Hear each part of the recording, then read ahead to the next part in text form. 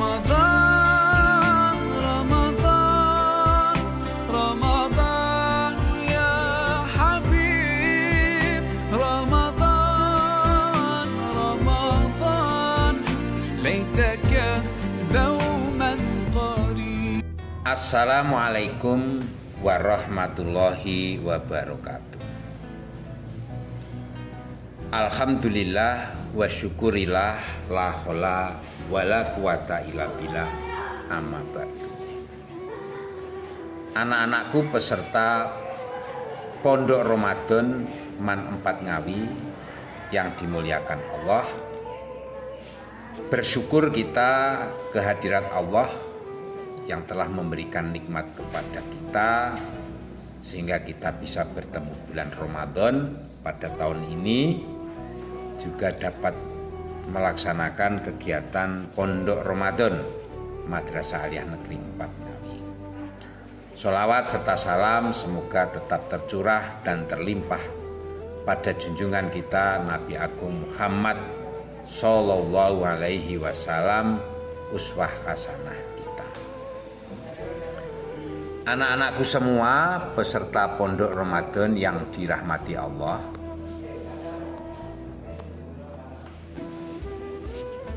pada kesempatan ini saya ingin menyampaikan materi Pondok Ramadan tentang masalah puasa. Oleh karenanya, melalui forum ini saya ingin menyampaikan tema dari materi ini, yaitu puasa sebagai sarana keluar dari comfort zone atau zona nyaman. Anak-anakku semuanya,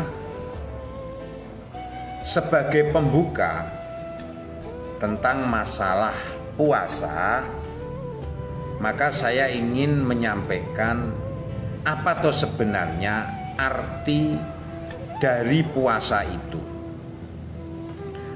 Puasa atau as-shaum, atau boleh juga disebut dengan asyam, itu secara harfiah berarti menahan diri atau al-imsak. Saya mulai lagi, secara harfiah puasa itu berarti menahan diri atau al-imsak. Menurut Syed Subi dalam buku Fikih Sunnah,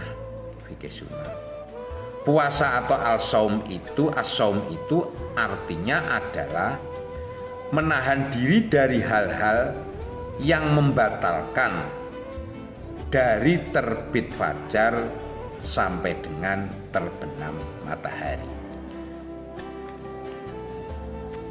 Dari makna secara harfiah yang saya sampaikan ini, tentu ada hal yang salah kaprah yang kita temui di sekitar kita atau di Indonesia, yaitu tentang masalah imsak,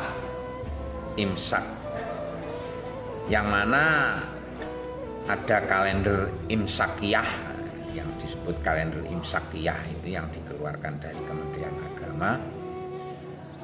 Itu muncul 10 menit sebelum fajar, itu adalah masa imsak.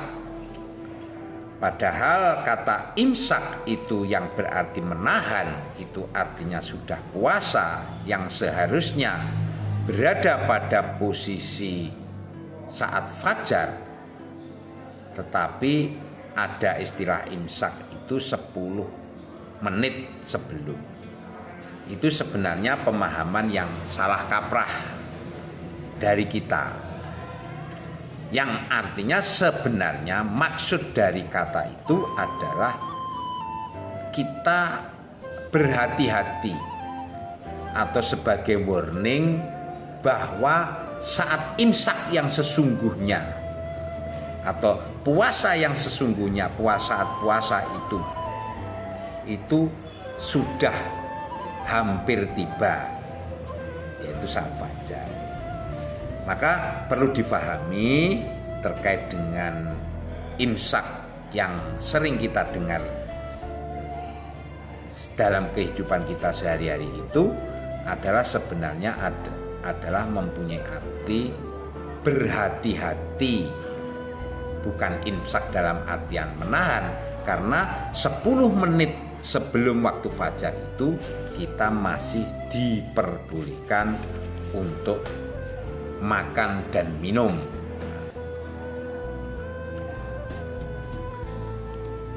Anak-anakku yang dimuliakan oleh Allah, yang kedua, saya ingin menukil sebuah hadis Rasulullah SAW, di mana Nabi Muhammad SAW itu bersabda atau menjelaskan bahwa laisa syamu minal ukuli wa syurbi. Puasa itu bukan hanya meninggalkan makan dan minum.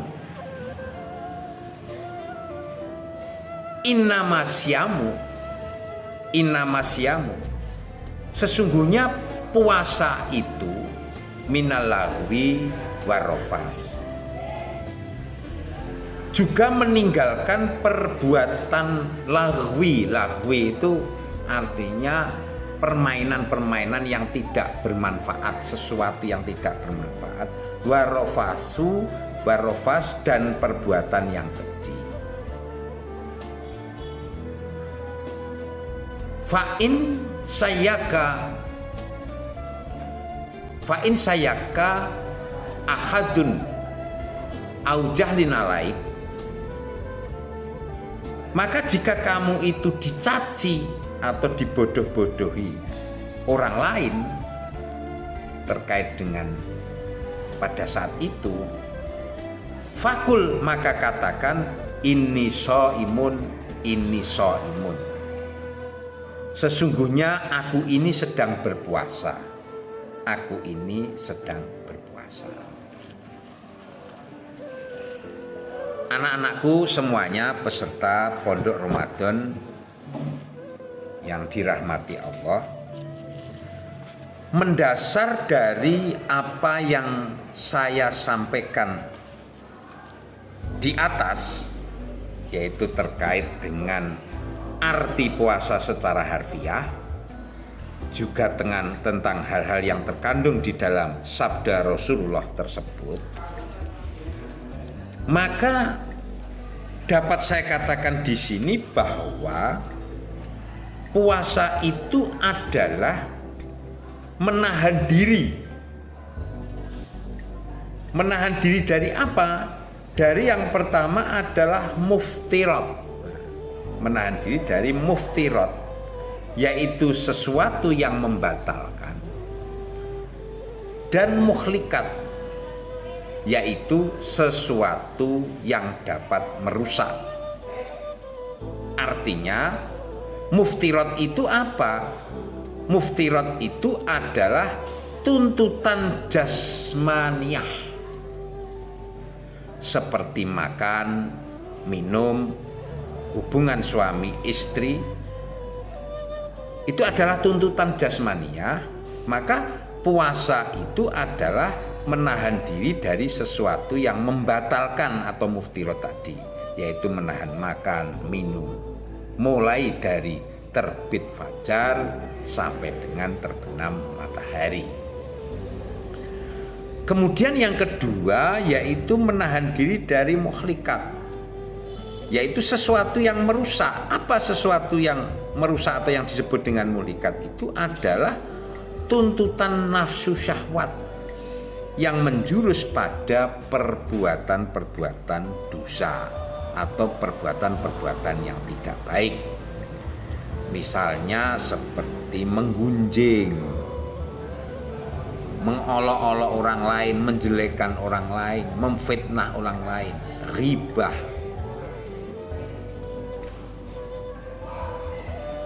dan lain sebagainya. Yang jelas hal-hal tersebut itu jika dilakukan itu akan merusak puasa yang kita lakukan. Kalau boleh dikatakan membatalkan pahala puasa.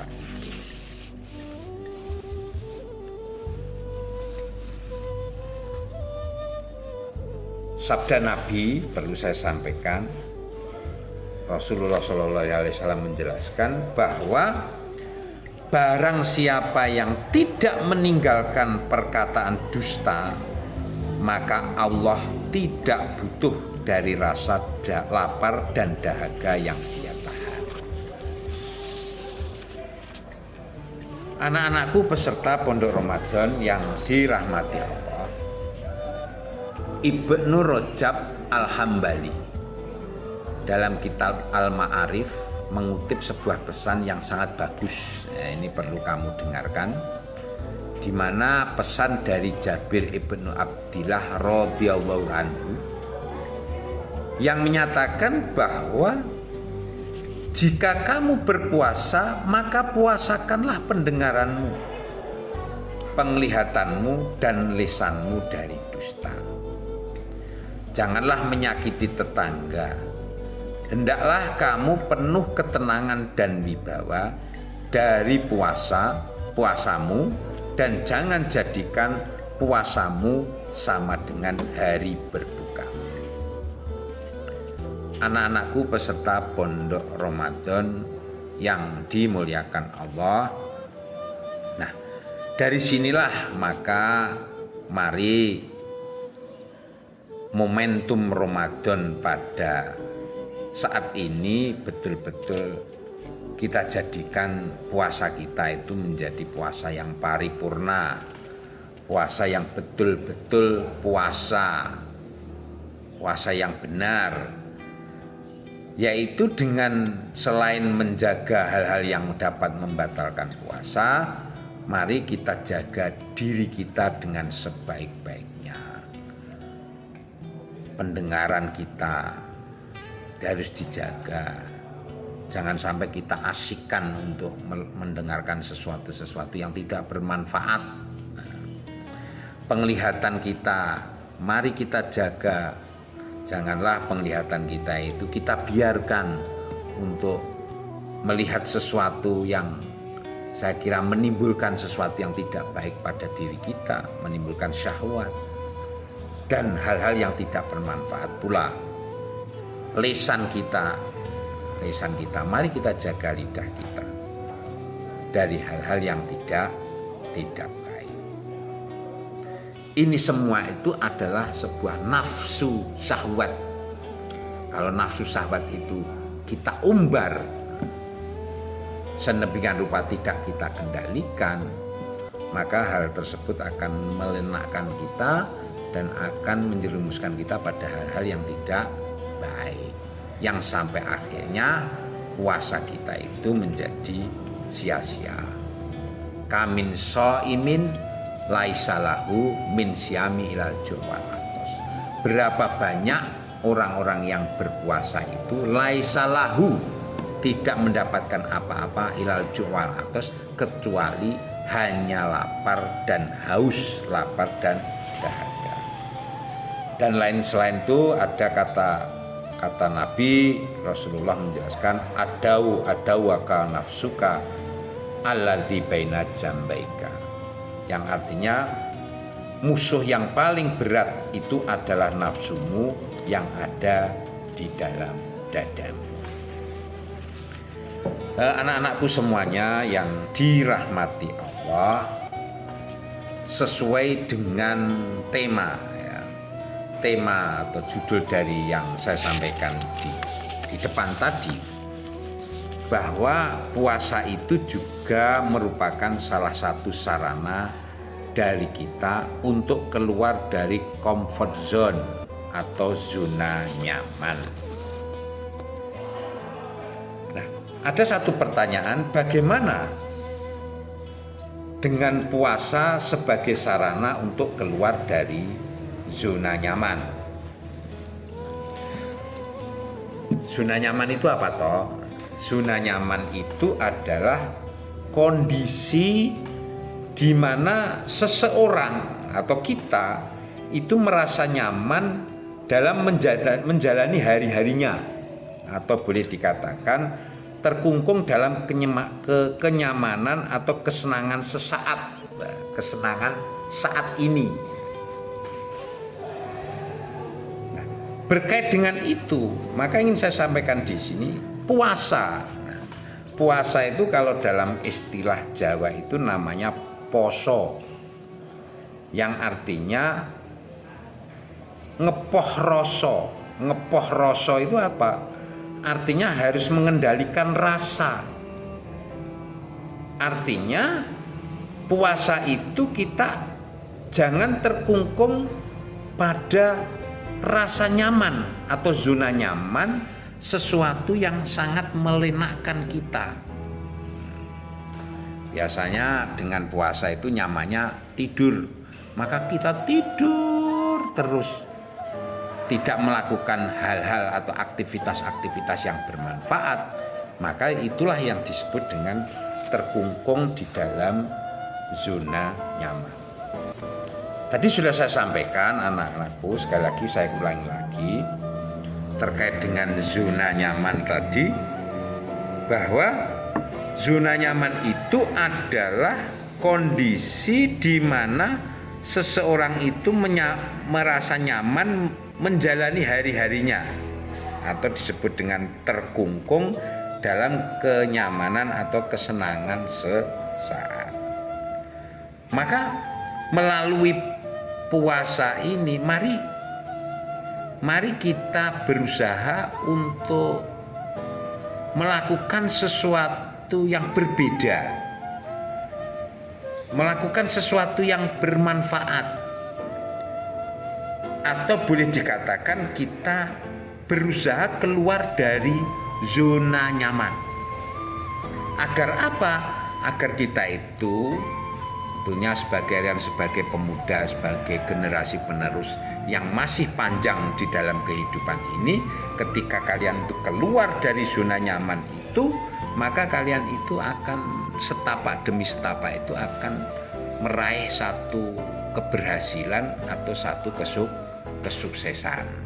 Memang susah untuk keluar dari zona nyaman itu, memang susah, butuh energi, yang artinya kita itu jangan memanjakan rasa senang kita. Ya, sekali-kali memang ada rasa sesuatu yang mungkin berat, ya berat di dalam kehidupan kita, yang harus kita tembus, yang harus kita jalani. Nah, anak-anakku semuanya, ini momentum puasa itu harus seperti itu, harus kita laksanakan betul ya. 5 alasan, apa 5 alasan keluar dari zona nyaman tadi, atau disebut dengan comfort zone atau zona nyaman? Ada 5 alasan ya yang perlu kamu ketahui tentang ini. Yang pertama adalah agar kita itu dapat mengenal diri kita itu lebih baik. Mengenal diri kita lebih baik, di mana semuanya itu akan mendorong kita untuk memperdalam tentang apa yang menjadi keinginan hidup kita, atau apa yang kita cari dalam kehidupan ini, apa yang kita cari di dalam hidup kita ini. Jadi kalau dalam bahasa agama itu kan, dalam bahasa Islam itu kan ada min aina limadza ila aina, dari mana kita itu berasal, limadza mengapa kita itu hidup, ila aina kemana kita itu akan pergi nanti ya. Di tengah ini sebuah proses, limadza apa, maka kita harus berusaha betul, berusaha untuk menjadi yang lebih baik, untuk mengenal diri kita. Ini tujuan kita adalah keluar dari zona nyaman, agar kita itu dapat menjadi orang-orang yang lebih baik, lebih bermanfaat. Khairun nas anfa'uhum linas. Sebaik-baik orang itu adalah yang bermanfaat. Nah, jadi harus kita kenali diri kita itu agar kalau kita itu keluar dari zona nyaman. Tidak itu saja yang kita lakukan. Kemudian upgrade diri atau untuk mengenali kecerdasan kita itu lebih baik. Kita upgrade diri kita. Bahkan HP atau smartphone, gadget itu kan harus di-upgrade agar lebih baru. Sebab apa? Kalau tidak di-upgrade itu akan ketinggalan. Nah, perjalanan hidup itu berjalan terus. Nah, kalau kita itu hanya terkungkung pada hal-hal yang wah enak, ya wis ngene iki wae, aku wis ngene iki wae. Itu namanya zona nyaman, tidak mengupgrade diri kita. Maka nanti suatu saat kita akan ketinggalan zaman. Jadul namanya, jadul. Apalagi proses globalisasi zaman IT yang berkembang demikian pesat ini, ya harus kita ikuti betul.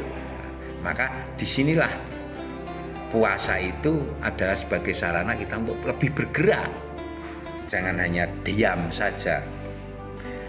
Kemudian yang ketiga, keluar dari zona nyaman itu adalah alasannya adalah untuk mengenali banyak orang atau relasi. Ya, kita lebih banyak mengenal orang, tahu. Nah, dengan banyak mengenal orang itu, kita itu menjadi orang yang tidak seperti katak dalam tempurung, merasa besar di dalam tempurung itu. Padahal ketika kita melihat situasi yang lain di luar sana, oh ternyata kita itu masih biasa-biasa saja. Kita itu belum istimewa. Maka disinilah kita itu perlu keluar dari zona nyaman itu dengan alasan agar kita itu lebih banyak mengenal orang. Kemudian yang keempat adalah menjadi pribadi yang terbuka. Jadi kita harus bisa menjadi pribadi yang terbuka, inklusif.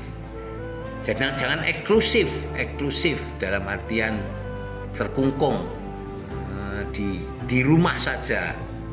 Artinya kita harus berusaha keluar, lihat dunia luar bagaimana. Terbuka, kita berusaha menjadi pribadi yang terbuka atau inklusif. Dan yang kelima, keluar dari zona nyaman itu sebenarnya adalah merupakan langkah kecil kita untuk meraih kesuksesan.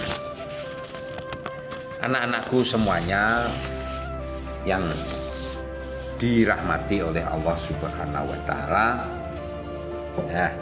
Terus bagaimana kita melakukan puasa, kita berusaha dengan puasa itu kita mampu keluar dari zona nyaman. Maka melalui mimbar ini pula saya ingin sampaikan 10 langkah, ya, 10 langkah yang dapat kita lakukan agar kita itu bisa keluar dari zona nyaman. Apa itu 10 langkahnya? Yang pertama, mencari tantangan dan pengalaman baru. Mari kita berusaha mencari tantangan, mencari pengalaman baru. Tentukan target dan tujuannya. Memang ini sesuatu yang berat bagi kita. Nah, itu berusaha untuk mencari tantangan dan pengalaman baru di dalam kehidupan kita. Karena kalau itu kita lakukan, ya itu memang itu sebuah proses panjang yang harus kita lakukan agar kita itu menjadi lebih maju. Kemudian yang kedua adalah tekadkan niat yang kuat. Nah, niatkan yang kuat. Innama a'malu biniat. Sesungguhnya amal itu tergantung dari niat kita. Hidup ini adalah pilihan. Maka yakinlah itu. Kamu yakin kuat. Nah, dengan niat yang kuat kita harus yakin bahwa kita itu akan bisa, bersama kita akan bisa. Ini kita harus yakin. Jadi yang kedua tadi apa? Tekadkan niat. Yang pertama tadi mencari tantangan pengalaman baru, untuk tentukan target tujuannya. Yang kedua tekadkan niat. Hidup ini adalah pilihan, maka yakinlah itu. Kemudian yang ketiga adalah evaluasi dan introspeksi diri. Ya, jadi kita itu harus mengevaluasi, introspeksi terhadap kekurangan-kekurangan yang ada pada diri kita. Jadi kita itu banyak sekali hal-hal yang kurang, maka kita harus introspeksi. Nah, kalau kita bisa melihat dunia luar, kita akan tahu, oh ternyata dalam diri kita itu masih banyak kekurangan dan kelemahan. Maka kita evaluasi, caranya kita evaluasi dan kita harus mau mengintrospeksi diri. Kemudian yang keempat adalah mulailah dari yang kecil. Nah, untuk melakukan sesuatu itu mulailah dari yang kecil, mulai dari yang kecil. Misalnya membuang sampah pada tempatnya, nah, itu sesuatu yang kecil. Kalau itu kita lakukan, itu menjadi sesuatu yang besar. Menanam pohon, tanamlah misalnya di pekarangan rumah ada pekarangan itu, ya kita bersihkan, kita tanam pohon. Itu sesuatu yang kecil. Maka seperti apa yang disampaikan Ustadz Agim itu yang menyampaikan 3M itu. 3M itu dalam melakukan tindakan itu adalah mulailah dari diri kita sendiri. Ya, kita harus memulai dari diri kita sendiri. Mulailah dari sesuatu yang kecil dan mulailah sekarang juga. Artinya jangan ditunda-tunda. Itu yang keempat, mulai dari yang kecil. Kemudian yang kelima adalah sesuatu yang berbeda. Nah, ini berat. Memang kita harus bisa mencari sesuatu yang berbeda. Kadang ini kalau kita melakukan sesuatu ini kok sesuatu itu yang berbeda. Nah, itu memang tantangannya luar biasa. Karena biasanya orang itu inginnya latah. Training ini, melong ini. Kesana ikut kesana. Jadi latah. Tapi ketika kita itu memberikan sesuatu yang berbeda, nah ini nanti kalau meraih satu kesuksesan, wah ini sebuah nilai atau karya yang berbeda. Wah ini butuh tantangan yang luar biasa. Maka semangat puasa ini harus betul-betul bisa kita gerakkan menjadi energi bagi kita. Yang kelima. Kemudian yang keenam, melakukan hobi dan minat baru. Hobi yang bermanfaat tentunya. Nah, jadi kita berusaha cari hobi baru, hobi atau minat baru yang bermanfaat. Carilah, kita gali di dalam diri kita. Apa itu, kemudian kita buat hobi-hobi atau minat-minat yang baru. Itu sesuatu yang baru bagi kita. Dan itu butuh energi juga.